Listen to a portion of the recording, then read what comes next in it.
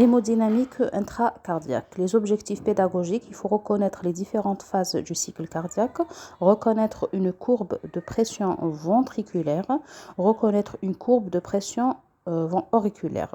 Il faut connaître avant de commencer le cours l'anatomie cardiaque, les notions de la physiologie cardiaque et les notions basiques de la mécanique des fluides, les fluides li koyanin في le corps.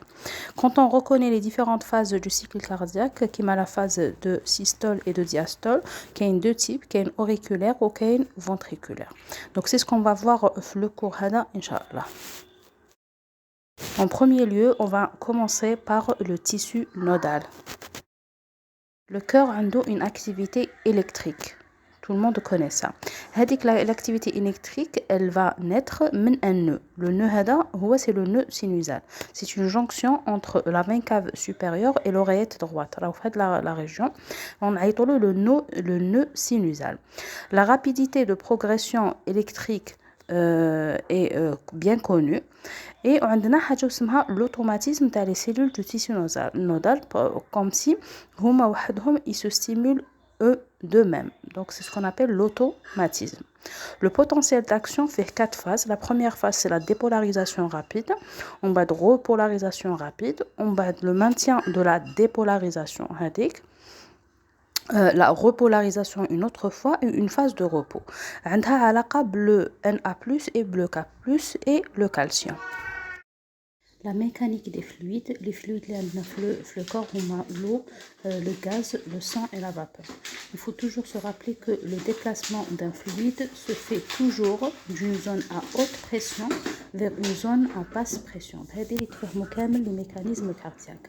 Le cathétérisme cardiaque, c'est une méthode qu'on utilise le cœur droit.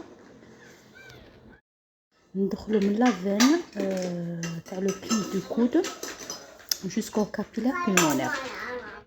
Par contre, le cathétérisme du cœur gauche, ندخلوا par l'artère radiale, plus rarement par l'artère fémorale. Dans ce cas, on retrouve le sens rétrograde contre le sens la voie, ou bien par la voie transseptale. Le cas, on passe par une veine, on va traverser le septum, on va le percer. On a un tableau récapitulatif de la pression normale du cathétérisme cardiaque en millimètres mercure, que ce soit le côté droit, le cœur droit, l'introlo les veines, ou le côté gauche, l'introlo soit l'artère, soit la veine en perçant l'océan interventriculaire. Et en bas, comme les schémas ou les courbes de la pression pendant le cycle cardiaque. Donc toutes les pressions qui vont varier, on va dans la représentation de l'ECG. Le